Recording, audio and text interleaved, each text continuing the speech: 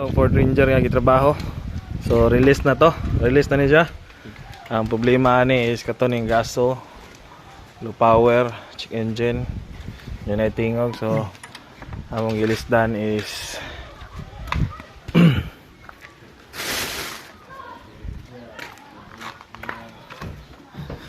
ano gipang ilistan. Tubo. May leak. Ngayon belt, ang belt, light belt, dayon ang oil seal, dayon ang clutch fan, dayon alternator pulley, o ang turbo. So kango may kayo sa gilis ka na itong kit. So naray makipalit nga kit pang Ford Ranger. Sulti sa uban wala daw pero naray mapalit.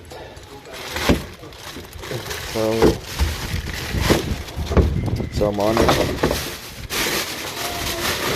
release na itong Ford.